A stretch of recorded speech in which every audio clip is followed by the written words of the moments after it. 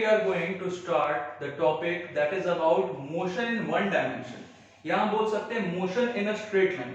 It's very simple. Motion in a straight line का मतलब कोई भी बॉडी अगर एक स्ट्रेट लाइन पे चल रहा है, एक स्ट्रेट लाइन पाथ पे चल रहा है, एक स्ट्रेट पाथ पे चल रहा है, मतलब उसका डायरेक्शन चेंज नहीं हो रहा है, तो हम बोलते हैं कि the body is moving on a straight line या the body is moving in one dimension. That's it. तो ये तो बिल्कुल आसान सा है. हम अपने कन्वीनियंस के लिए जो हमारा न्यूमेरिकल्स है, प्रॉब्लम्स है, उसे सॉल्व करने के लिए हम ये अपने कन्वीनियंस के लिए मान के चलते हैं कि जिस लाइन के अलोंग ये बॉडी चल रहा है उसे हम मान लेते हैं एक्स एक्सिस. अब जैसे मान लो मैं ऐसे चल रहा हूं, ऐसे सीधे डायरेक्शन में इस पाथ पे चल रहा हूं, तो मैंने मान लिया कि ये जो मेरा पाथ है ये क्या है, ये एक्स एक्सिस है. तो हम ये अज्यूम करके चल रहे हैं कि this line along which the body is traveling, along which the body is moving, that is our x axis. बिल्कुल सिंपल. अब इसमें बच्चों सबसे ज्यादा कंफ्यूजन होता है तुम्हें ये सोचने में कि सर t equals to 0 बोल रहे हैं आप, क्वेश्चन में तुम्हें बार बार मिलेगा at t equals to 0 velocity इतना है, या at t equals to 0 s का वैल्यू, x का वैल्यू इतना है, मतलब पोजीशन गिवन है. तो t equals to 0 टाइम कभी 0 हो सकता है क्या? ऑब्वियसली नहीं. ये t equals to 0 हमारा कहने का मतलब है we have started observing the motion from this instant. बिल्कुल सिंपल. हम t equals to 0 जहां पे भी लिखते हैं इसका मतलब होता है कि हमने इस मोशन को अभी से ऑब्जर्व करना स्टार्ट किया है, यहां से कंसीडर करना स्टार्ट किया. जैसे मान लो कोई बॉडी पहले से ही चल रहा था किसी वेलोसिटी 5 मीटर पर सेकंड से, तो वो चलता आ रहा था, बट हमें पहले उससे कोई मतलब नहीं था. हमने जब से उसको ऑब्जर्व करना स्टार्ट किया तो हम बोलते हैं कि at t equals to 0 the speed is 5 meter per second. या मान लो कोई बॉडी पहले से चलता हुआ आ रहा था और वो x का जो हमारा वैल्यू मतलब पोजीशन है वो चेंज होता जा रहा है, होता जा रहा है. फाइनली जब वो किसी एक पॉइंट पे था तो हमने सोचा कि नहीं, अब हम इसका मोशन को ऑब्जर्व करेंगे, अब हम इसके मोशन को कंसीडर करेंगे. तो हम बोलते हैं कि at t equals to 0 x equals to 5, मतलब उसका पोजीशन कहां है, x equals to 5 पे. It's very simple. तो t equals to 0 से कंफ्यूज होने की जरूरत नहीं है. t equals to 0 का मतलब हम किसी भी बॉडी के मोशन को उस इंस्टेंट से ऑब्जर्व करना स्टार्ट करते हैं, उस इंस्टेंट से हम कंसीडर करना स्टार्ट करते हैं. That's it. और सबसे इंपॉर्टेंट बात ये भी कि t equals to 0 पे बॉडी जहां पे है इन जनरल हम उस पॉइंट को मानते हैं हमारा ओरिजिन. जैसे बहुत आसान से एग्जांपल लेते हैं. ये हमारे पास हमने दो एक्सिस ले लिए, एक इधर एक इधर. और एक और चीज ध्यान रखना, मैंने तुम्हें पहले भी बोला है कि x axis, y axis, z axis ये सब हम अपने हिसाब से लेते हैं. x हमने इधर लिया हॉरिजॉन्टल, y ऐसे वर्टिकल लिया, तो कोई जरूरी नहीं कि हम हर बार ऐसा ही करें, वो हम अपने कन्वीनियंस के हिसाब से करते हैं. अब जैसे मैं यहाँ पे x एक्सिस में ले रहा हूं इस डायरेक्शन में, मतलब मैं यहाँ पे x लिया इधर, मतलब यहाँ पे हम पोजीशन प्लॉट करने वाले हैं इस डायरेक्शन में. x एक्सिस लिया, इससे कोई कंफ्यूजन नहीं. ये मत सोचना सर इधर तो y होता था, तुम किधर भी ले सकते हो. x एक्सिस इधर लेते थे और y इधर लेते थे. अभी हम टाइम को इधर रिप्रेजेंट कर रहे हैं, प्लॉट कर रहे हैं, और इधर हमने किसको ले लिया, x. मतलब x का वैल्यू हमें क्या बताएगा, पोजीशन के बारे में. ये बिल्कुल ध्यान रखना. तो मान लो इधर हमने लिया, तो इस जगह पे टाइम इक्वल्स टू 0 है. टाइम इक्वल्स टू 0 मतलब ध्यान रखना, टाइम इक्वल्स टू 0 मतलब we have started observing the motion from this instant. यहां से हम मोशन ऑफ दिस बॉडी को ऑब्जर्व कर रहे हैं, कंसीडर कर रहे हैं. तो मान लो यहां पे हमारा x का वैल्यू भी 0 है, ऑब्वियसली ये हमारा ओरिजिन है, तो यहां x का भी वैल्यू क्या होगा, इधर मैं लिख देता हूं, इसे हम ओरिजिन कंसीडर कर रहे हैं. तो ओरिजिन का मतलब क्या, कहां ओरिजिन लेंगे, मैं एक बार यहां लिख ले रहा हूं, इसे नोट करना तुम. In general origin is taken at the point where particle या body where particle is situated at t equals to 0. बिल्कुल सिंपल. जिस जगह पे, जिस पॉइंट पे हमारा पार्टिकल है t equals to 0 पे. अब जैसे हमने यहां क्या लिया कि t equals to 0 पे ये जो हमारा पार्टिकल है इसके लिए x कोऑर्डिनेट क्या है, x का वैल्यू क्या है 0, मतलब ये हमारा ओरिजिन है. किसी किसी क्वेश्चन में तुम्हें लिखा हुआ मिलेगा कि at t equals to 0 body is at x equals to 5, मतलब t इक्वल्स टू 0 पे बॉडी कहां पे, x इक्वल्स टू 5 पे, मतलब उसका पोजीशन गिवन है। तो उस पॉइंट से हम अपना सारा मेजरमेंट स्टार्ट करेंगे, मतलब उससे हम ओरिजिन कंसीडर करेंगे। ये सब हम अपने जो हमारा प्रॉब्लम है न्यूमेरिकल है उसके हिसाब से हम कंसीडर करते हैं कि ताकि हमारे लिए आसान रहे काम। खैर, तो यहाँ पे हमने बहुत आसान सा लिया कि t इक्वल्स टू 0 पे, मतलब टाइम जब 0 है तो x भी क्या है 0, मतलब t इक्वल्स टू 0 पे पोजीशन क्या है बॉडी का या पार्टिकल का, इसका पोजीशन है x इक्वल्स टू 0, मतलब इसका x कोऑर्डिनेट 0 है। It's very simple. अब यहां से जब बॉडी मूव करने लगेगा तो हम इसका मोशन कंसीडर कर रहे हैं, मतलब मोशन कंसीडर कहां से करना स्टार्ट किया, यहां से t इक्वल्स टू 0 से, और यही हमारा ओरिजिन है। तो अब जरा सोचो, बॉडी जब मूव करना स्टार्ट करेगा तो ऑब्वियसली टाइम तो बढ़ेगा, बॉडी मूव करे ना करे टाइम तो बीत ही रहा है। तो टाइम बढ़ता गया और मान लो बॉडी भी x एक्सिस के अलोंग डिस्टेंस ट्रैवल करता गया। तो इसके लिए अगर हम ग्राफ प्लॉट करें, मान लो हमें कुछ ऐसा ग्राफ मिला, मतलब क्या, इस पॉइंट पे देखो जरा, टाइम बढ़ के कुछ भी हो गया, मान लो टाइम बढ़ के यहां t1 हो गया और x1, मतलब यहां पे इस पॉइंट पे हमारा टाइम कितना है t1। चलो एक बार लिख लेते हैं, t1 कॉमा ये कोऑर्डिनेट हमारा क्या है x1, ये x1 क्या बता रहा है, t1 बता रहा है कि टाइम कितना है, और x1 क्या बता रहा है, इस पार्टिकल का पोजीशन। x1 क्या बता रहा है, ये जो x कोऑर्डिनेट है हमारा, ये क्या बता रहा है, पार्टिकल का पोजीशन। अब मान लो एक और पॉइंट लेते हैं यहां इस जगह पे, ये जरूरी नहीं कि हम स्ट्रेट लाइन ही ड्रॉ करें, ये कर्व भी हो सकता था। ये जो हमने ग्राफ ड्रॉ किया है, ये स्ट्रेट लाइन हमने लिया, ये कर्व भी कर सकते थे, कोई दिक्कत नहीं है। तो यहां पे जरा देखो, मान लो टाइम यहां बढ़ के t2 हो गया, तो x कोऑर्डिनेट भी बदला है, x कोऑर्डिनेट यहां x1 था, तो इतने दूर का x1 था, मान लो इतने दूर का हो गया x2, तो यहां के लिए हमारे कोऑर्डिनेट्स क्या क्या आ गए, t2, x2, मतलब जैसे जैसे टाइम बढ़ रहा है वैसे वैसे x का कोऑर्डिनेट भी बढ़ रहा है, मतलब बॉडी का, पार्टिकल का पोजीशन चेंज हो रहा है। It's very simple. तो ये तो हमें पता चल गया कि बॉडी अगर एक स्ट्रेट लाइन पाथ पे चल रहा है, बॉडी अगर वन डायमेंशन में चल रहा है, motion is in one dimension, तो हम मान के चल रहे हैं कि ये बॉडी जिस लाइन के अलोंग चल रहा है उसे हम मान लेते हैं x एक्सिस, और ये x एक्सिस इधर लिया है, इससे कोई कंफ्यूजन नहीं होना चाहिए, टाइम इधर लिया, x एक्सिस इधर लिया। अब एक बहुत ज्यादा इंपॉर्टेंट चीज कि इसमें बॉडी जो हमारा यहां से यहां आ गया, मतलब इसका पोजीशन चेंज हो रहा है, कैसे, पहले टाइम t1 पे पोजीशन x1, टाइम t2 पे पोजीशन x2। ये बिल्कुल ध्यान रखना बच्चों, इसे नोट कर लो, मैं लिख देता हूं, the position of particle at any instant of time, at any instant of time, मान लेते हो इंस्टेंट ऑफ टाइम कुछ भी रहो, t1 था, t2 था, हमने मान लिया कि किसी भी टाइम पे, किसी भी इंस्टेंट ऑफ टाइम t पे उसका पोजीशन कैसे बताएंगे, उसे हम बताएंगे it is given by x coordinate, x coordinate उस गिवन टाइम पे उसका x कोऑर्डिनेट पार्टिकल का क्या है, x coordinate at that instant. ये बिल्कुल नोट कर लो, ये बिल्कुल ध्यान रखना, क्योंकि ये इससे कभी कभी हम कंफ्यूज हो जाते हैं, हमें लगता है कि x2 है मतलब x2 क्या है, डिस्प्लेसमेंट, x1 है, x1 क्या है मतलब डिस्प्लेसमेंट, नहीं, बिल्कुल भी नहीं। ये x2 या x1 क्या है, ये पोजीशन है पार्टिकल का, और किसी भी पार्टिकल का पोजीशन किसी भी गिवन टाइम पे, किसी भी इंस्टेंट ऑफ टाइम पे हमें कैसे पता चलता है, by the x coordinate of the particle at that time. अब जैसे हमसे बोला कि t1 पे बॉडी का पोजीशन, पार्टिकल का पोजीशन क्या है, तो पार्टिकल का पोजीशन है x1, x equals to x1, मैं लिख देता हूं एट t1, मतलब जब टाइम t1 है, द पार्टिकल इज एट कहां पे, x इक्वल्स टू क्या है x1, मतलब x का कोऑर्डिनेट क्या है x1, और ये x कोऑर्डिनेट क्या बता रहा है कि ये जो हमारा पार्टिकल है यहां पे x1 पे। वैसे ही जब टाइम t2 हो गया तो पार्टिकल का पोजीशन क्या है, पार्टिकल कहां पे सिचुएटेड है, तो वो सिचुएटेड है at x equals to x2। Very simple, ये बार बार तुम्हें न्यूमेरिकल्स में मिलेगा, तो ये समझना बहुत ज्यादा जरूरी है।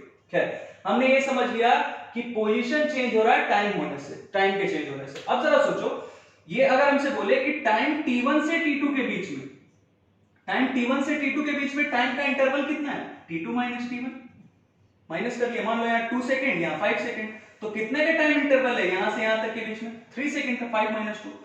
तो t1 से t2 जब टाइम बीता तो इस वक्त इस बॉडी ने कितना डिस्प्लेसमेंट किया या कितना डिस्टेंस ट्रैवल किया? तो सोचो जरा, पोजीशन डिस्प्लेसमेंट का मतलब हमें पता है, ये डिस्प्लेसमेंट का अगर मैग्नीट्यूड लेते हैं तो ये किसके इक्वल होता है?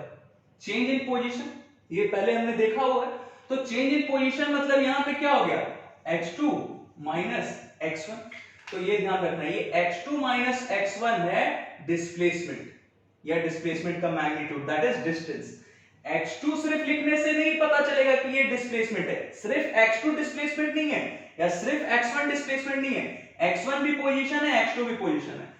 फाइनल पोजीशन x2 में से जब इनिशियल पोजीशन x1 को माइनस करते हैं तब हमें क्या पता चलता है इसके बारे में? अब जरा देखो, इतने दूर का x2 और इतने दूर का x1, तो जब x2 माइनस x1 किया तब तो ये पता चला कि बॉडी टाइम t1 से t2 के बीच में बॉडी कितना डिस्प्लेसमेंट ट्रैवल कर रहा है? x2 minus x1, that's it, it's very simple. अब हमें ये तो पता चल गया।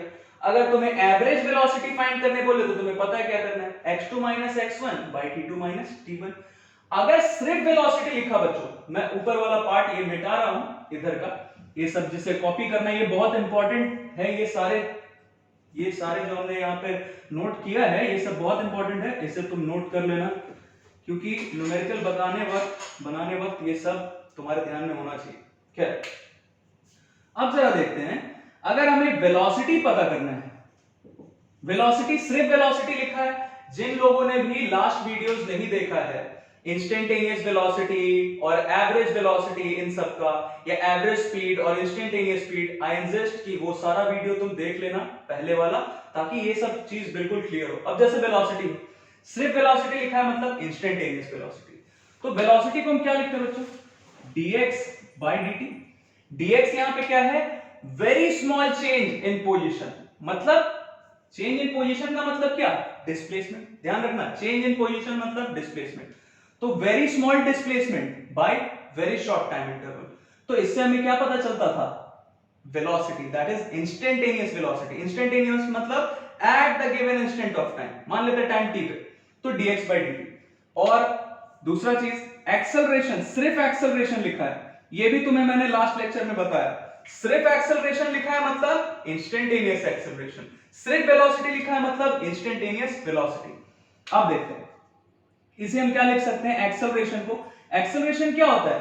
चेंज इन वेलोसिटी, और we are talking about instantaneous acceleration. Instantaneous acceleration मतलब ऐसा लिख सकते हैं क्या? dv by dt। अभी हम सिर्फ मैग्नीट्यूड ले रहे हैं, dv लिखा है, इसके ऊपर एरो नहीं दे रहे हैं, मतलब हमें सिर्फ एक्सेलरेशन का मैग्नीट्यूड चाहिए। तो जरा देखो, एक्सेलरेशन किसके इक्वल है? dv by dt, जहां पे dv क्या है? Very small change in velocity, और dt very small time interval, बहुत छोटा time interval, that tends towards delta t tends towards 0। ये सब तुमने पढ़ा है, सब तुम्हें पता है। तो वेलोसिटी और एक्सेलरेशन ये दोनों हमें दिख रहा है। अब जरा सोचो इसको और क्या लिख सकते हैं?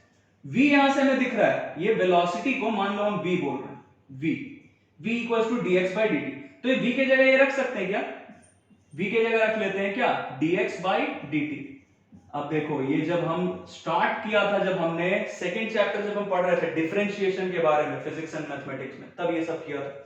क्या लिख सकते हैं इसे जरा देखो तो, d2x by dt स्क्वायर, मतलब ये सेकंड डेरिवेटिव आ गया x का with respect to time, that is t। खैर, ये वेलोसिटी और एक्सेलरेशन के बारे में तुम्हें पता चल गया। अब जरा सोचो, एक बहुत आसान सा चीज हम डिस्कस करते हैं। अगर कोई बॉडी इस डायरेक्शन में बढ़ रहा है, मतलब पॉजिटिव डायरेक्शन में बढ़ रहा है, एक्स एक्सिस के पॉजिटिव डायरेक्शन, समझना बिल्कुल आसान, ये सब हटा दूंगा। कोई भी बॉडी है, अगर वो एक्स एक्सिस के पॉजिटिव डायरेक्शन में बढ़ रहा है, मान लो इधर बढ़ रहा है, तो एक्स एक्सिस के पॉजिटिव डायरेक्शन में बढ़ रहा है, राइट साइड राइट डायरेक्शन में बढ़ रहा है, तो वेलोसिटी हमने पॉजिटिव ले लिया। अब जरा सोचो, अगर मैं इस डायरेक्शन में बढ़ रहा हूं, कोई आके मुझ पे फोर्स लगा, पीछे से धक्का दे मुझे, तो फोर्स लगाया तो ऑब्वियसली एक्सेलरेशन प्रोड्यूस होगा मुझ में। तो एक्सेलरेशन पे किधर प्रोड्यूस होगा? ये सब तुम्हें पता है, फोर्स जिधर लगेगा एक्सेलरेशन उधर ही प्रोड्यूस होगा। तो मैं इधर मूव कर रहा था, पीछे से आके कोई मुझे धक्का देता है, मैं साइकिल चला रहा हूं, पीछे से आके कोई मुझे धक्का देता है, तो ऑब्वियसली फोर्स लगा है मुझ पे, तो मुझ में एक्सेलरेशन प्रोड्यूस होगा।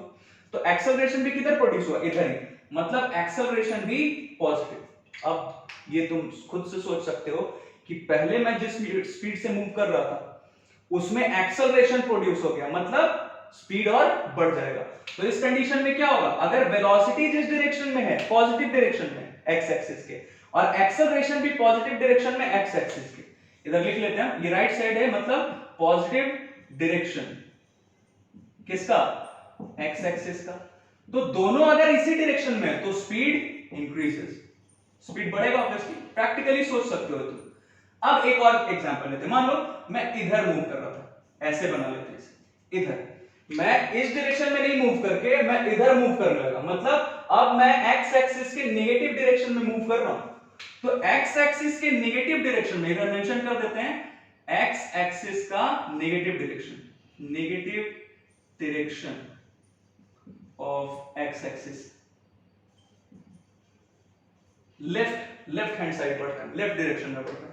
तो नेगेटिव में अगर मेरा वेलोसिटी इधर है नेगेटिव, मैं लिख देता हूं वेलोसिटी क्या है नेगेटिव, माइनस बी लिख के चलते हैं इसे, माइनस बी वेलोसिटी इधर, अगर कोई पीछे से आके मुझे धक्का देता है, मुझ पे फोर्स लगाता है, तो obviously some acceleration must be produced in me, मेरे में एक्सेलरेशन प्रोड्यूस होगा क्योंकि फोर्स इधर लगा रहा है। तो एक्सेलरेशन भी किधर प्रोड्यूस हो रहा है, नेगेटिव डायरेक्शन में एक्स एक्सिस के, मतलब एक्सेलरेशन भी नेगेटिव। बट अब जरा सोचो, वेलोसिटी भी मेरा इधर ही था और एक्सेलरेशन भी इधर ही प्रोड्यूस हो रहा है, मतलब मेरा स्पीड बढ़ेगा। मैं इधर ही मूव कर रहा था और मुझ पे कोई पीछे से आके फोर्स लगाता है तो मेरा स्पीड बढ़ेगा, आई विल एक्सेलरेट। इसका मतलब या तो दोनों राइट डायरेक्शन में हो, मतलब वेलोसिटी भी पॉजिटिव और एक्सेलरेशन भी पॉजिटिव, तब भी स्पीड बढ़ेगा। अगर वेलोसिटी भी नेगेटिव और एक्सेलरेशन भी नेगेटिव, तब भी स्पीड बढ़ेगा। बहुत आसान सा चीज। अब जरा सोचो, अगर हमारे पास दोनों अपोजिट डायरेक्शंस में हो, मान लो इसे हम यहां लिखते हैं, समझते हैं इसे, अगर दोनों अपोजिट डायरेक्शंस में हो, मान लो वेलोसिटी मेरा इधर, मैं मूव कर रहा था इस डायरेक्शन में, एक्स एक्सिस के पॉजिटिव डायरेक्शन में, राइट डायरेक्शन में बढ़ रहा था, और कोई आके मुझ पे फोर्स लगाता है अपोजिट डायरेक्शन में, मतलब मैं मूव कर रहा हूं इधर, मैं साइकिल चला रहा हूं, मैं इस डायरेक्शन में मूव कर रहा हूं, और पीछे से कोई मेरा साइकिल का कैरियर पकड़ के खींचने लगे, फोर्स लगाने लगे, तो फोर्स किधर लगा रहा है, अपोजिट डायरेक्शन में, इस डायरेक्शन में फोर्स लगा रहा है। तो फोर्स जिधर लगाता है आदमी, एक्सेलरेशन उधर ही प्रोड्यूस होता है। इसका क्या मतलब हुआ, वेलोसिटी मेरा इधर था, मैं इधर मूव कर रहा था, और मुझ पे एक्सेलरेशन किधर प्रोड्यूस हो रहा है, मुझ में अपोजिट डायरेक्शन में, मतलब acceleration is negative. Left direction में, मतलब ये हमारा वेलोसिटी एक्स एक्सिस के पॉजिटिव डायरेक्शन में और एक्सेलरेशन एक्स एक्सिस के नेगेटिव डायरेक्शन में, तो नेगेटिव एक्सेलरेशन हुआ ये, इसे हम नेगेटिव एक्सेलरेशन भी बोल सकते हैं, या फिर क्या बोल सकते हैं तुम्हें पता है, इसी को हम क्या बोलते हैं, रिटार्डेशन या डिसेलरेशन, दोनों में से हम कुछ भी बोल सकते हैं। नेगेटिव एक्सेलरेशन को डिसेलरेशन बोलो या रिटार्डेशन बोलो, दोनों में से कुछ भी। तो अब जरा ध्यान देना, मैं इधर बढ़ रहा था और कोई पीछे से आके मुझे खींचने लगा, मेरा करियर पकड़ के फोर्स लगाने लगा, तो नेगेटिव एक्सेलरेशन हो रहा है इस डायरेक्शन में, नेगेटिव एक्सेलरेशन मतलब धीरे धीरे मेरा वेलोसिटी क्या हो, कम हो जाएगा, वेरी सिंपल। तो इस केस में क्या हो गया, स्पीड डिक्रीजेस, इस केस में स्पीड डिक्रीज हो गया। अगर केस क्या है हमारा, अगर वेलोसिटी इधर एक्सेलरेशन इधर, या अपोजिट ले लो, अगर वेलोसिटी इधर होता और एक्सेलरेशन इधर होता तब भी हमारा स्पीड डिक्रीज ही होता। इंक्रीज कब होगा, इन दोनों केस में। That's it.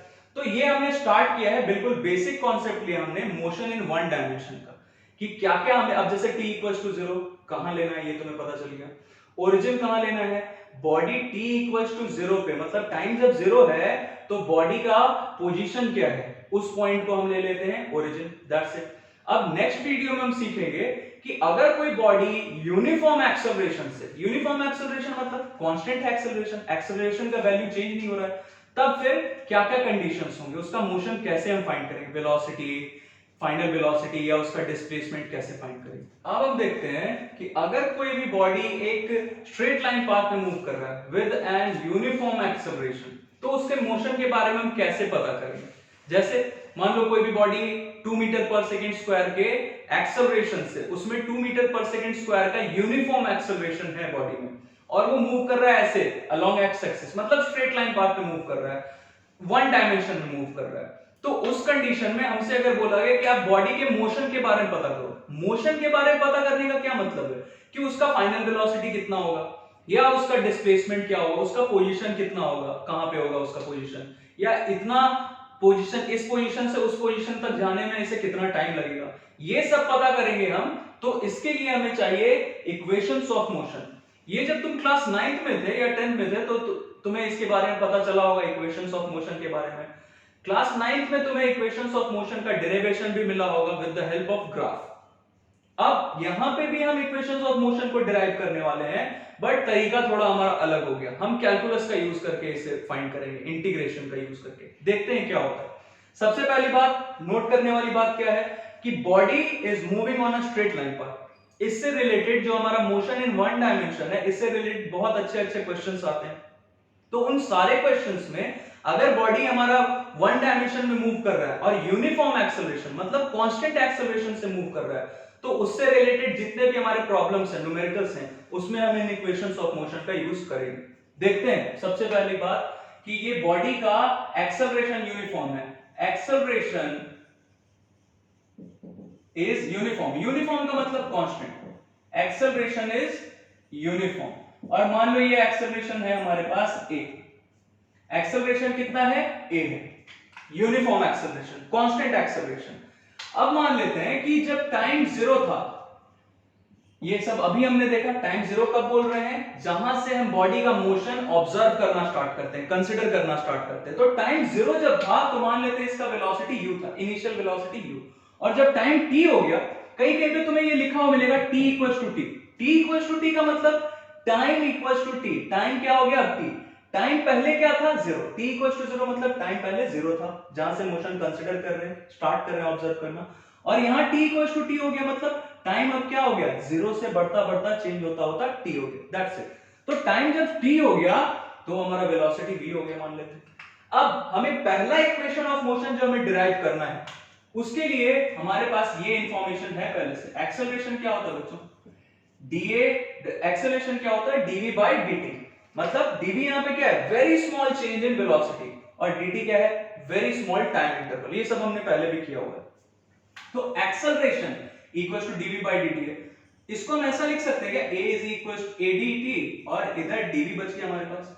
अब ये dv dv dv dv ये सारे हम अगर ऐड करते जाएं और इधर का भी हम ऐड करते जाएं, मतलब दोनों साइड, लेफ्ट हैंड साइड और राइट हैंड साइड हम समेशन करेंगे। समेशन मतलब इसका काम आसान हमारा कैसे हो जाएगा? इंटीग्रेशन का यूज करके। तो हम इंटीग्रेट करते हैं दोनों साइड्स को, इधर भी और इधर भी इंटीग्रेट करते हैं। सोचना क्या है कि सर टाइम जब 0 से बढ़ के t हो गया, टाइम जब 0 से चेंज होके t हो गया, तो वेलोसिटी u से चेंज होके v हो गया। तो वेलोसिटी इधर रहा, वेलोसिटी वाला टर्म हमारा इधर रहा, तो वेलोसिटी u से चेंज होके क्या हो गया? v हो गया। और टाइम इधर तुम्हें dt दिख रहा है, तो ये जो हमारा टर्म है a dt, इसके लिए टाइम हमारा चेंज हो रहा है 0 से लेके t तक। Very simple. जब टाइम 0 से t हुआ चेंज होके, तो वेलोसिटी कितना हो गया? u से चेंज होके v हो गया। अब इंटीग्रेट करते हैं। तुम्हें पता है कि एक्सेलरेशन तो सर यूनिफॉर्म है, मतलब कांस्टेंट है, तो एक्सेलरेशन कांस्टेंट है तो बाहर निकालो। a बाहर निकाल दिया, बचा क्या यहाँ पे? dt 0 से t equals to v। dv का हमें इंटीग्रेशन करना है, एक लाइन यहाँ पे लिख लेते हैं इधर भी। ये जरा देखो तो dt कुछ भी नहीं है, मतलब 1 का मतलब t का पावर 0 लिख सकते हैं। ये सारा हमने इंटीग्रेशन जब हम डिस्कस कर रहे थे तो सीखा था। तो dt का इंटीग्रेशन किया तो ये क्या हो गया? t, और a तो बाहर पहले से बाहर था ही। dt का इंटीग्रेशन किया, ये आ गया t। अपर लिमिट t है और लोअर लिमिट 0 लिख लिया।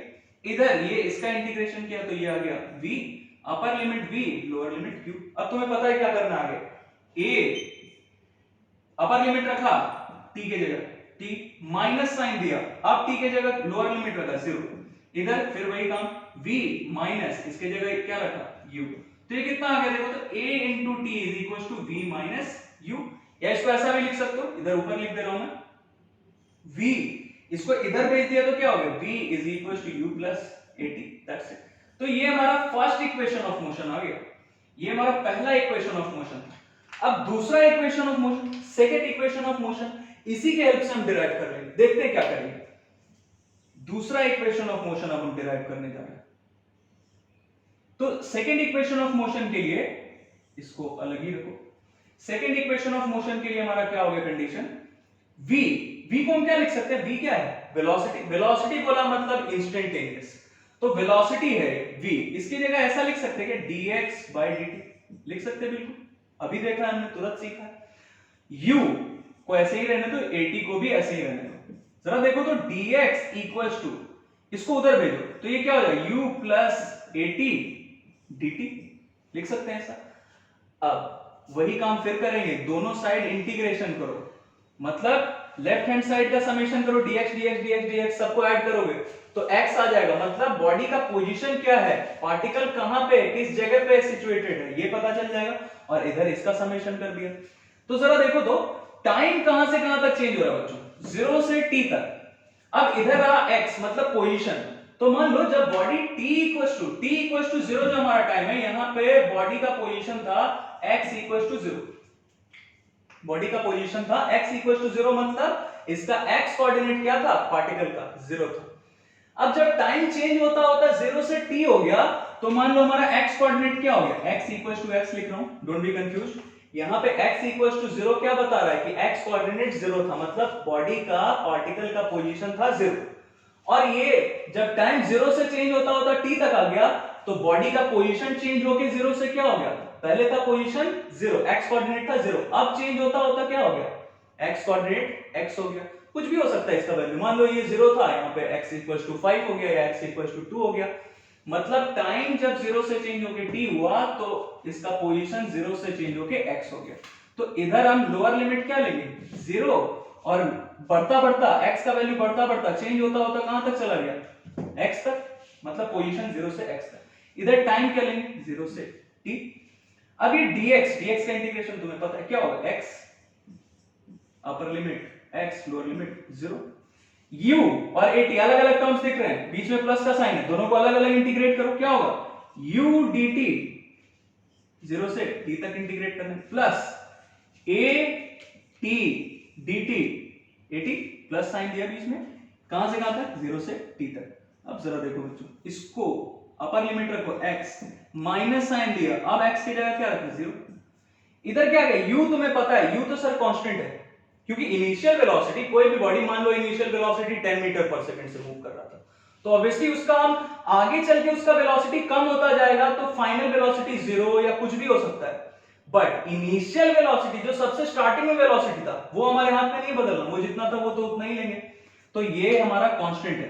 तो u को हम बाहर निकाल लेते हैं, तो हमें इंटीग्रेट किसे करना पड़ेगा, dt को इंटीग्रेट करना है 0 से लेके t तक, प्लस साइन दो, और यहां से क्या कांस्टेंट है, a कांस्टेंट है, बाहर निकालो, क्या है, t dt, कहां से कहां तक, 0 से t तक, वेरी सिंपल। अब ये तुम्हें दिख रहा होगा क्या होने वाला है, इसको हम रब कर लेते हैं, इधर वाला पार्ट हम रब करते हैं। तो अब हमें क्या करना होगा, ये x माइनस 0 ये तो हो गया x, u dt का इंटीग्रेशन तुम्हें दिख रहा होगा, dt का इंटीग्रेशन t, और upper limit t, lower limit 0, plus a, t का integration with respect to t क्या होता है, t स्क्वायर बाई 2 होता है, पता है तुम्हें।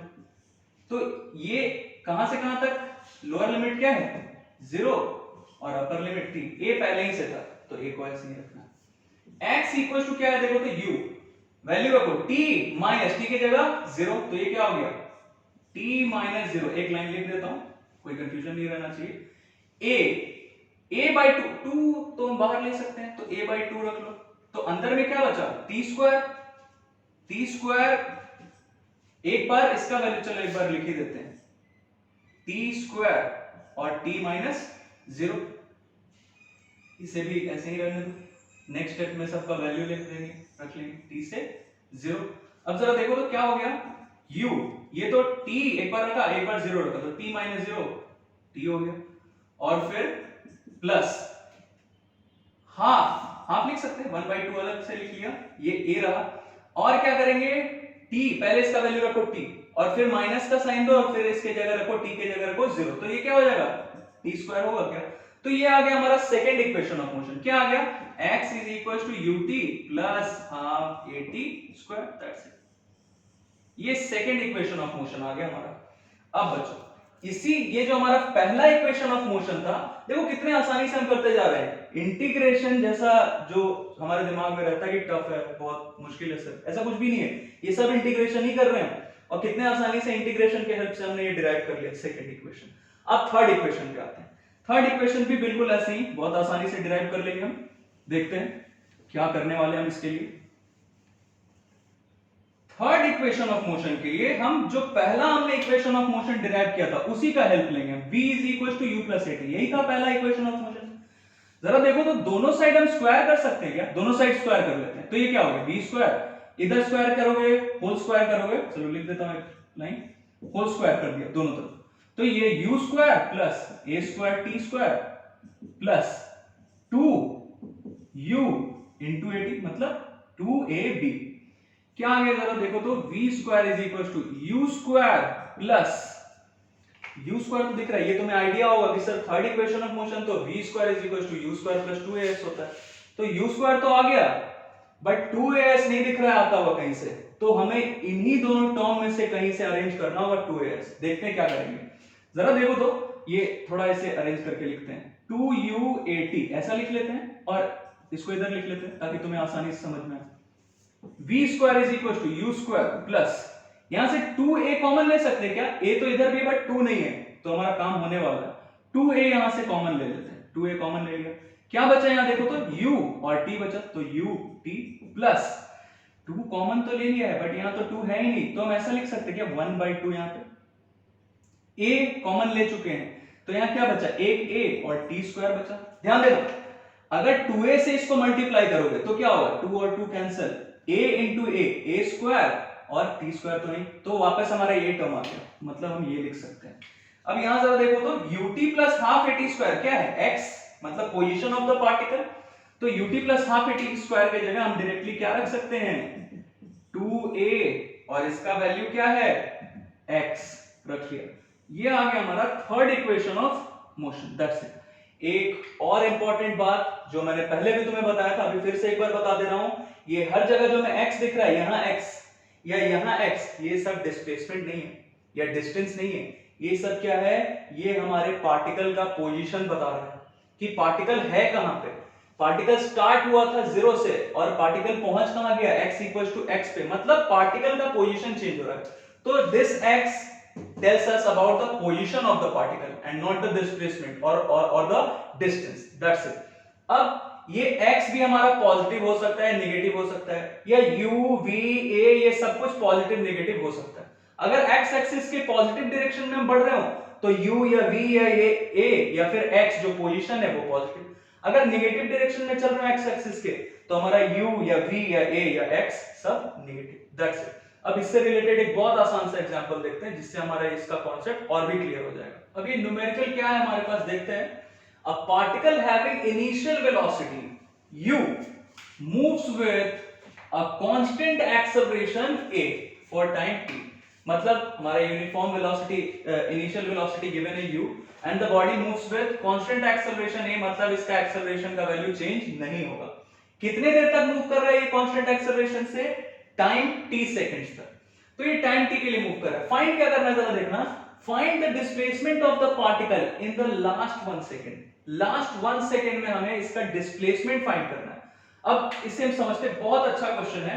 मान लो ये टाइम t इक्वल्स टू 0 से स्टार्ट हुआ और ये मूव करता जा रहा है, मान लो यहां तक आ गया। टाइम t इक्वल्स टू 0 का मतलब कि मोशन हम यहां से कंसीडर करना स्टार्ट कर रहे हैं, ऑब्जर्व करना स्टार्ट कर रहे हैं। तो टाइम t इक्वल्स टू 0 से बॉडी मूव करता हुआ आया यूनिफॉर्म एक्सेलरेशन a से, और ये जब स्टार्ट हुआ था तो स्टार्ट होते वक्त इसका वेलोसिटी कितना था? u था। Very simple. तो स्टार्ट जब हो रहा था तो इसका वेलोसिटी इस डायरेक्शन में u था, और हमें पता करना है displacement of the particle in last 1 second. अब जरा सोचो बच्चों, ये t इक्वल्स टू 0 से स्टार्ट हुआ तो लास्ट जो हमारा टाइम है कहां तक ये जा रहा है? टाइम t तक ट्रैवल कर रहा है। तो ये हमारा tth सेकंड, बिल्कुल लास्ट टाइम जहां तक ये ट्रैवल कर रहा है, कहां तक, कितने टाइम तक ट्रैवल कर रहा है? टाइम t तक। तो लास्ट सेकंड जो है वो tth सेकंड होगा, और उसके जस्ट पहले का जो हमारा 1 सेकंड पहले का जो सेकंड है, टाइम है, इंस्टेंट है, वो क्या होगा? t - 1th second. बिल्कुल आसान है, ध्यान से समझना। We are interested in finding the displacement of the particle in last 1 second. Last 1 second का मतलब यही तो t minus 1th सेकंड से लेके tth सेकंड तक, क्योंकि लास्ट ये जा कहां तक रहा है, कितने टाइम तक ट्रेवल कर रहा है, टाइम t तक, मतलब लास्ट इंस्टेंट ऑफ टाइम क्या है, tth सेकंड ही है। मान लो 10 सेकंड तक ये ट्रेवल कर, t के जगह एग्जांपल हम ले लेते हैं कि 10 सेकंड तक ये ट्रेवल कर रहा है, तो 10 सेकंड तक ये ट्रेवल करता रहा, तो लास्ट जो इंस्टेंट ऑफ टाइम है वो क्या है, 10th सेकंड, और उसके 1 सेकंड पहले का टाइम क्या हो गया, 9th सेकंड। तो वैसे ही हम ले रहे हैं tth second last instant of time, और उसके 1 सेकंड पहले का हमारा इंस्टेंट ऑफ टाइम क्या होगा, t minus 1th second, that's it. तो इसके बीच हमें टाइम इंटरवल कितना मिल गया, 1 सेकंड का मिल गया क्या, हमें यही फाइंड करना है, हमें ये डिस्प्लेसमेंट पता करना है कि ये लास्ट 1 सेकंड जो है, मतलब t minus 1th सेकंड से लेके tth सेकंड तक के बीच का जो टाइम इंटरवल है 1 सेकंड का, उसमें ये कितना डिस्प्लेसमेंट ट्रेवल कर रहा है। अब बच्चों तुम्हें पता है डिस्प्लेसमेंट होता क्या है, चेंज इन पोजीशन, तो ये डिस्प्लेसमेंट फाइंड करना है पार्टिकल का, तो हम क्या फाइंड करेंगे, चेंज इन पोजीशन। यहां मैं लिख रहा हूं डिस्प्लेसमेंट ऑफ पार्टिकल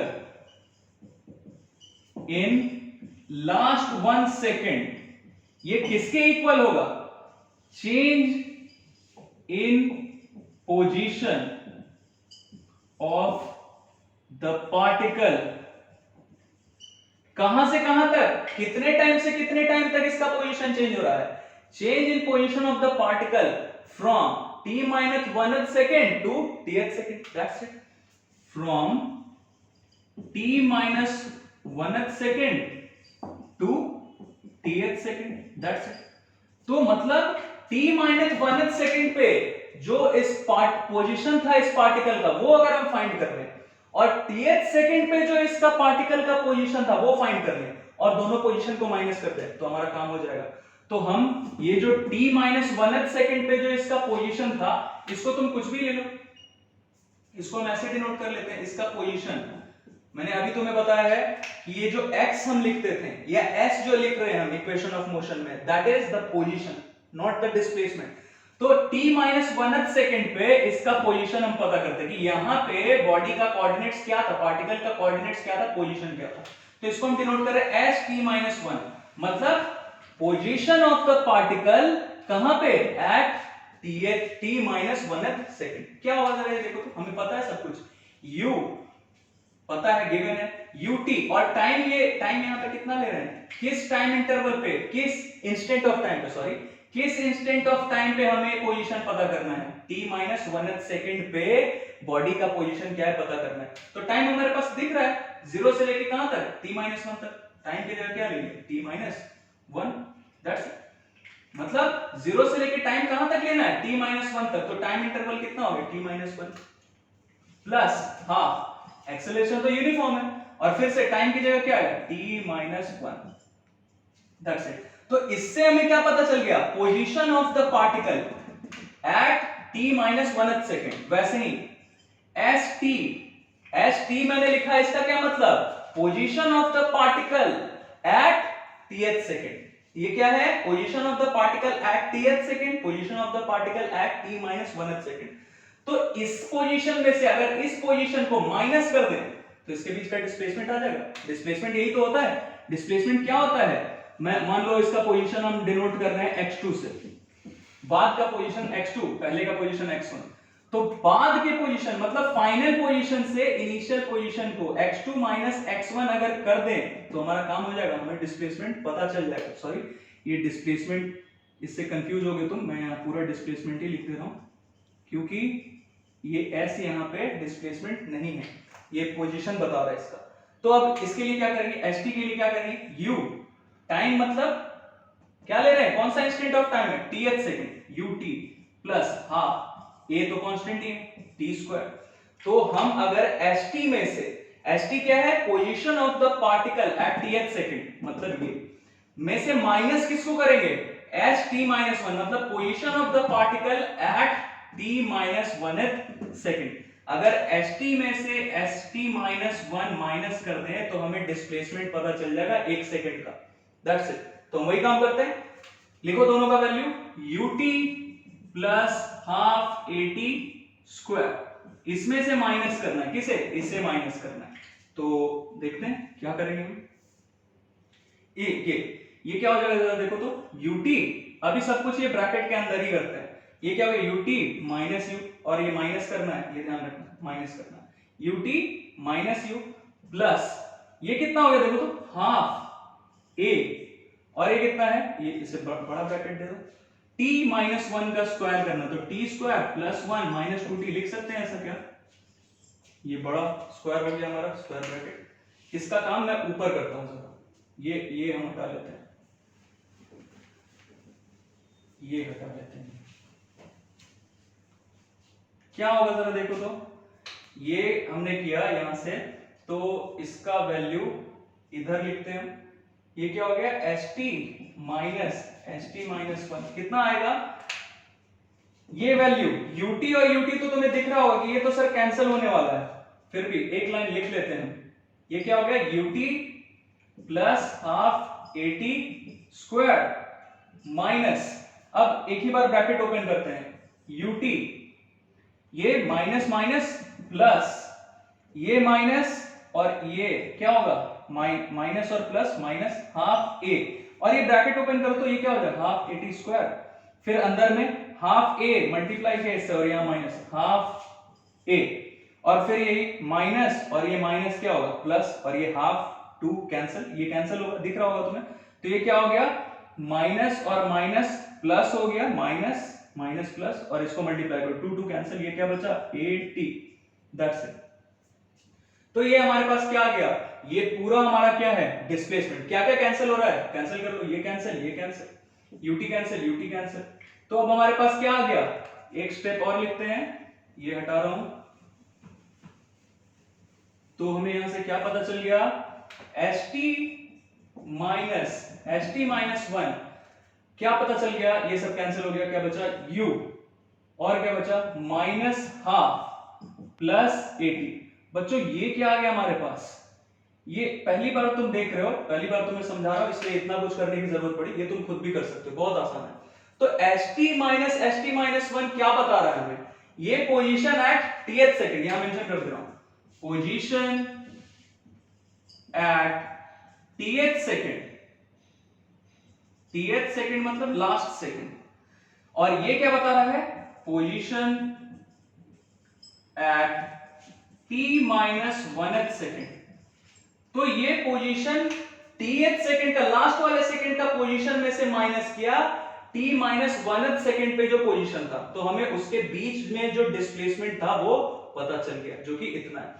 अब ये इवैल्यूएटेड मतलब ये डिस्प्लेसमेंट कितना है इसका वैल्यू फाइंड करना है, u गिवन है, a गिवन है, t गिवन है, ये तुम आसानी से कर सकते हो, कर लेते हैं।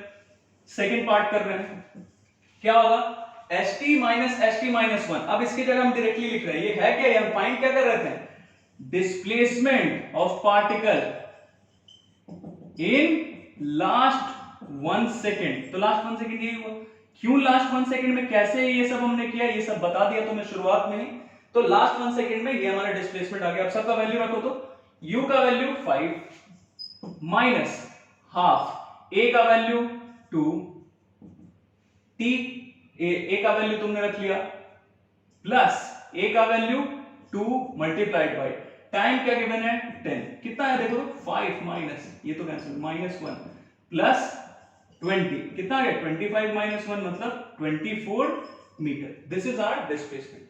सो आई होप कि with the help of this example और इसके पहले हमने जितना कुछ डिस्कस किया उससे तुम्हारा मोशन इन वन डायमेंशन का कॉन्सेप्ट और जो हमने अभी सीखा इक्वेशंस ऑफ मोशन को डिराइव करना वो सब बिल्कुल क्लियर होगा।